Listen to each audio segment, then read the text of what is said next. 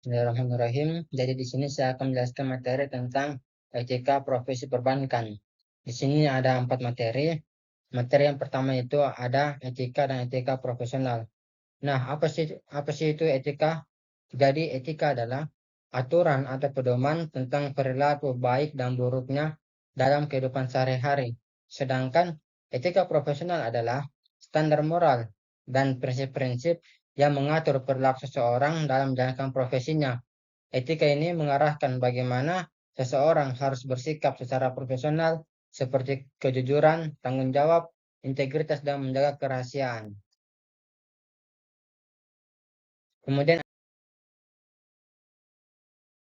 ada fungsi dan tujuan kode etik profesi. Yang pertama itu ada fungsi kode etik profesi. Di sini ada 4 fungsi. Yang pertama itu sebagai panduan dalam bertindak. Kode etik membantu para pekerja profesional tahu mana yang boleh dan tidak boleh dilakukan saat bekerja. Yang kedua itu ada menjaga nama baik profesi, yang dimana dengan mengikuti kode etik, profesi tetap dihormati dan dipercaya oleh masyarakat. Ketiga, mencegah perilaku buruk. Dengan adanya kode etik ini, dapat mencegah orang berbuat curang atau menyalahgunakan pekerjaannya. Yang keempat itu ada melindungi klien dan masyarakat. Dengan adanya kode etik juga, dapat membuat pekerjaan bersikap jujur dan adil, sehingga tidak dapat merugikan orang lain. Kemudian itu ada tujuan kode etik profesi. Yang pertama itu ada menjaga profesionalisme, sehingga agar para pekerja tetap bekerja dengan jujur, adil, dan bertanggung jawab. Yang kedua itu melindungi klien dan masyarakat, supaya tidak ada pihak yang dirugikan dalam pekerjaan. Yang ketiga itu ada membangun kepercayaan, agar masyarakat percaya pada profesi tersebut karena sikap dan perilaku yang baik.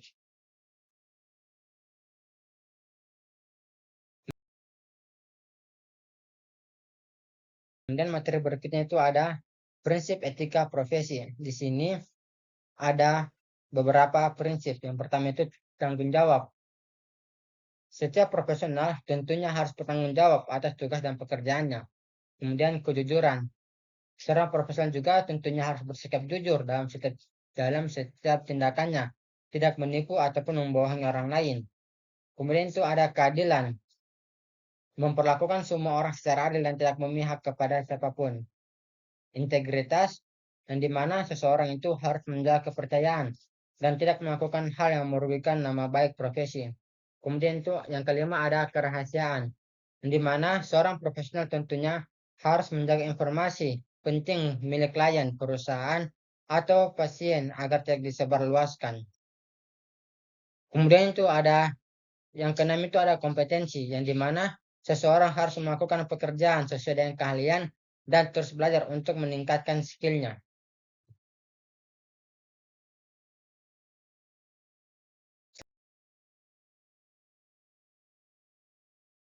Selanjutnya itu ada upaya menjaga dan meningkatkan etika profesional.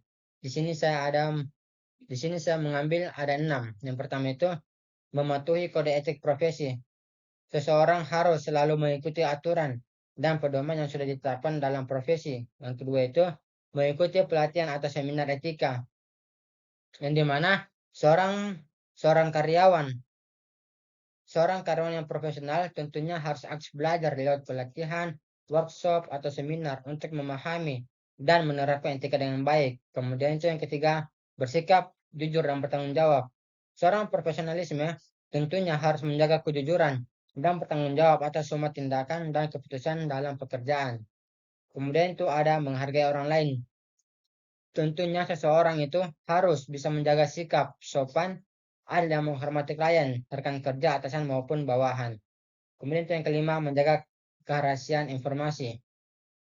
Di sini seorang karyawan ataupun para manajemen tentunya harus bisa tidak menyebarkan data atau informasi penting yang bersifat rahasia. Kemudian yang keenam itu menerima kritik dan evaluasi. Seorang profesionalisme tentunya harus bersedia menerima masukan atau memperbaiki sikap atau cara kerja agar lebih profesional.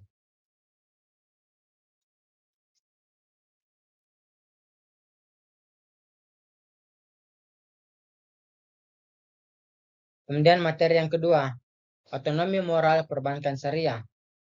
Otonomi moral dalam perbankan syariah adalah sikap dan kesadaran para pelaku perbankan seperti pegawai, manajemen, maupun pimpinan untuk bertindak sesuai nilai-nilai Islam dan prinsip syariah, bukan karena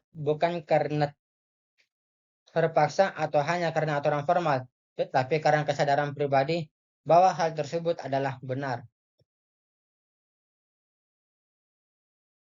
Kemudian ada fungsi dan tujuan etika moral. Di sini saya ada mengambil 3 fungsi. Yang pertama itu menilai perbuatan manusia. Etika dan otonomi moral membantu kita menilai apakah suatu perbuatan itu baik atau buruk, agar kita bisa berperilaku sesuai dengan standar yang baik dalam kehidupan sehari-hari. Yang kedua itu ada menentukan baik dan buruk dalam masyarakat. Dengan adanya etika, kita bisa tahu mana yang boleh dan tidak boleh dilakukan di lingkungan sosial, sehingga hidup bersama orang lain jadi lebih tertib dan damai. Kemudian itu yang ketiga ada membentuk karakter yang baik berdasarkan agama. Etika dan otonomi moral membentuk kepribadian kita agar sesuai dengan ajaran supaya hati kita menjadi tenang dan hidup terasa lebih bermakna.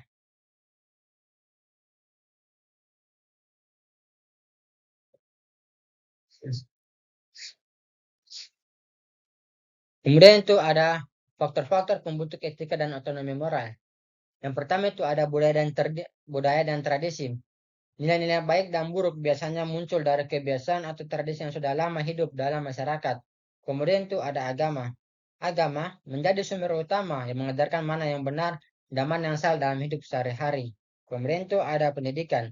Melalui pendidikan, seseorang harus belajar untuk menjadi pribadi yang bertanggung jawab dan tahu cara bersikap baik. Kemudian itu ada hukum. Hukum tentunya dibuat untuk mengatur perilaku manusia agar sesuai dengan aturan dan nilai moral yang berlaku. Kemudian itu ada kesadaran sosial, yang dimana rasa peduli dan tanggung jawab terhadap orang lain membuat seseorang terdorong untuk berbuat baik dan menjaga sikap. Selanjutnya itu ada penerapan prinsip dan etika otonomi moral di perbankan syariah. Yang pertama itu ada pengelolaan dana, yang dimana karyawan bank syariah tentunya harus mengelola dana secara sesuai dengan prinsip syariah dan secara transparansi tanpa ada yang disembunyikan dari nasabah. Kemudian itu ada transparansi dalam produk keuangan, di mana seorang karyawan harus menjelaskan produk-produk keuangan yang ada dalam perbankan syariah tanpa ada yang disembunyikan, semua harus terbuka. Kemudian itu yang ketiga ada melindungi data nasabah, yang dimana manajemen di perbankan syariah tentunya harus melindungi data nasabah dari bocoran data nasabah ataupun hacker yang akan mengincar data nasabah. Nah, kemudian itu ada materi yang ketiga. Jadi materi yang ketiga ini berjudul tentang kode etik bisnis konvensional dan bisnis syariah. Pertama kita akan membahas apa itu kode etik bisnis konvensional. Jadi, kode etik bisnis konvensional adalah aturan atau pedoman yang digunakan dalam dunia usaha untuk mengatur perilaku pelaku bisnis agar menjalankan kegiatan usahanya dengan jujur, adil, bertanggung jawab, dan tidak merugikan orang lain. Tujuannya agar kegiatan bisnis berjalan secara profesional dan tetap menjaga kepercayaan konsumen serta masyarakat. Selanjutnya itu ada kode etik bisnis syariah. Nah, kode etik bisnis syariah ini adalah aturan atau prinsip dalam kegiatan bisnis yang berdasarkan nilai-nilai Islam seperti kejujuran atau sidik, keadilan, amanah, dan larangan riba seperti penipuan. Tujuannya bukan hanya untuk keuntungan dunia, tetapi juga untuk mendapatkan keberkahan dan ridha Allah Subhanahu wa taala. Kemudian di sini ada prinsip etika bisnis konvensional dan syariah. Yang pertama itu prinsip kejujuran. Dalam etika bisnis konvensional, tentunya harus bersikap jujur dan tidak menipu dalam berbisnis. Begitupun juga dengan etika bisnis syariah, harus berkata jujur dan transparan dalam transaksi. Kemudian itu ada tanggung jawab. Dalam etika bisnis konvensional, tentunya harus bertanggung jawab atas dampak bisnis terhadap masyarakat dan lingkungan. Begitupun juga di dalam etika bisnis syariah tentunya harus amanah dan dapat menjaga kepercayaan dan menyelesaikan tugas dengan baik. Kemudian sini ada keadilan. Di dalam etika bisnis konvensional, bersikap adil dalam persaingan, kerja sama, dan pelayanan. Sedangkan dalam etika bisnis syariah, memberikan hak semua pihak secara adil tidak merugikan orang lain. Kemudian itu ada kepedulian sosial. Dalam etika bisnis konvensional, peduli terhadap masyarakat dan lingkungan sekitar. Sedangkan pada etika bisnis syariah, bisnis ini bertujuan membawa manfaat dan tidak merugikan umat. Kemudian itu ada integritas yang dimana pada etika bisnis konvensional tentunya harus menjaga konsistensi, sikap dan nilai moral dalam bisnis. Sedangkan pada etika bisnis syariah, konsisten menjalankan bisnis sesuai syariat Islam. Kemudian di sini ada larangan riba. Nah, di sini ada perbedaannya.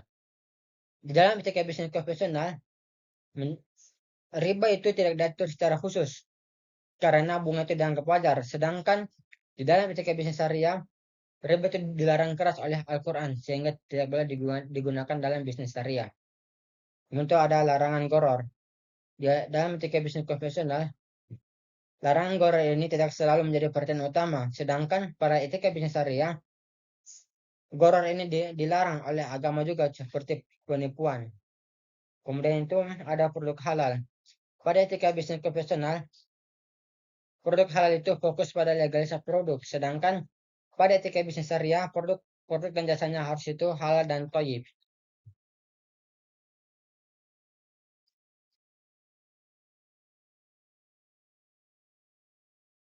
Kemudian ada perbandingan kode etik bisnis konvensional dan syariah. Berdasarkan aspek dasar etika, kode etik bisnis konvensional itu dia nilai moralnya umum, hukum positif, dan norma sosial.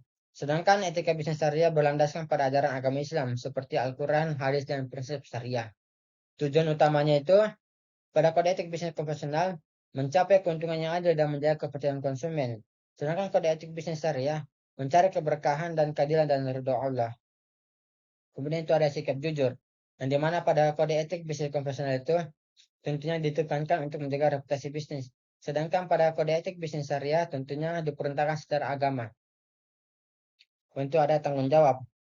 Pada etika bisnis konvensional, tentunya tanggung jawab itu terhadap konsumen, masyarakat, dan lingkungan. Sedangkan pada kode etik bisnis syariah tanggung jawab itu di dunia dan akhirat juga.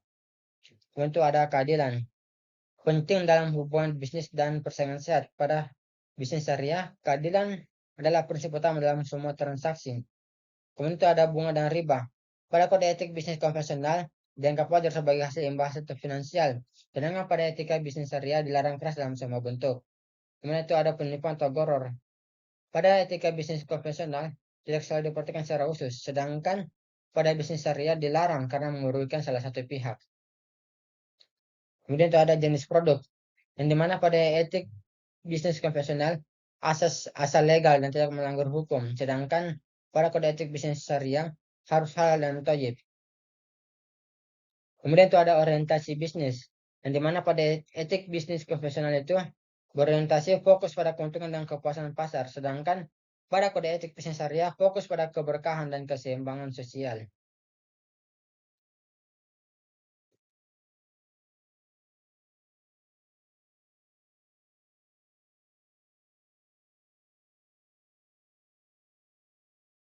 Kemudian itu kita sampai di materi keempat dan materi terakhir. Ada kolegalitas dan loyalitas. Jadi kolegalitas adalah kerjasama yang baik antara rekan seprofesi atau sesama anggota dalam suatu organisasi atau tim. Dalam kolegalitas, setiap orang saling menghargai, mendukung, dan menjaga hubungan profesional demi tercapainya tujuan bersama. Contohnya itu seperti seorang guru saling membantu dan berdiskusi dengan rekan guru lain untuk meningkatkan kualitas pembelajaran di sekolah. Sedangkan loyalitas adalah sikap setia dan taat terhadap organisasi, atasan, profesi, atau negara, serta berkomitmen menjalankan tugas dan bertanggung jawab dengan sungguh-sungguh. Contohnya seperti seorang karyawan tetap bekerja dengan baik dan tidak membutuhkan rahasia perusahaan kepada pihak luar. Di sini ada karakteristik kolegalitas dan loyalitas. Yang pertama itu ada pengertiannya, di mana kolegalitas adalah hubungan kerjasama dengan saling menghargai antar seprofesi. Sedangkan loyalitas adalah sikap setia dan taat terhadap organisasi, tugas dan nilai yang dijunjung. Kemudian itu ada saling mendukung, di mana kolegalitas itu saling membantu dalam berbagai pekerjaan dan berbagai tanggung jawab. Sedangkan loyalitas itu mendukung keputusan dan arah organisasi. Kemudian itu ada saling menghargai. Pada kolegalitas menghormati pendapat dan peran masing-masing rekan kerja. Sedangkan pada loyalitas menghormati aturan dan pimpinan. Kemudian itu ada kerja sama tim, di mana kolegalitas itu membantu kerja tim yang kompak dan sehat. Sedangkan pada loyalitas siap menjalankan tugas demi kepentingan bersama. Terus ada komitmen. Komitmen terhadap hubungan personal yang saling menguntungkan. Sedangkan pada loyalitas, komitmen penuh terhadap pekerjaan dan organisasi. Kemudian itu ada menjaga hubungan baik. Pada kolegalitas tentunya harus menciptakan suasana kerja yang rukun dan harmonis. Sedangkan pada loyalitas menjaga nama baik organisasi dan tidak berkhianat. Kemudian itu ada kepatuhan pada aturan. Pada kolegalitas menjaga kesepakatan dan norma antara rekan kerja. Sedangkan pada loyalitas itu patuh terhadap aturan, visi dan misi organisasi.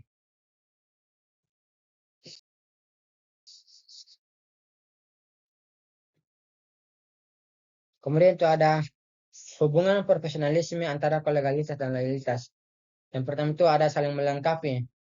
Kolegalitas menunjukkan kerjasama dan saling menghargai antara rekan kerja. Dan loyalitas itu menunjukkan kesetiaan dan tanggung jawab terhadap organisasi. Kemudian itu mendukung lingkungan kerja yang sehat. Kolegalitas membangun suasana kerja yang harmonis, sedangkan loyalitas itu menjaga stabilitas dan kelangsungan organisasi. Kemudian adalah yang ketiga itu meningkatkan kinerja dan tanggung jawab. Kolegalitas itu mendorong kerja tim yang efektif, sedangkan loyalitas membuat individu lebih bertanggung jawab dalam menjalankan tugasnya. Kemudian yang keempat menumbuhkan etika dan integritas. Profesionalisme terlihat pada seseorang bisa menjaga hubungan baik kolegalitas, tetap setia dan jujur pada aturan organisasi, yaitu loyalitas. Kemudian itu membentuk citra positif. Profesi kombinasi kolegalitas dan loyalitas menunjukkan profesional yang berdampak pada kepercayaan masyarakat terhadap profesi tertentu.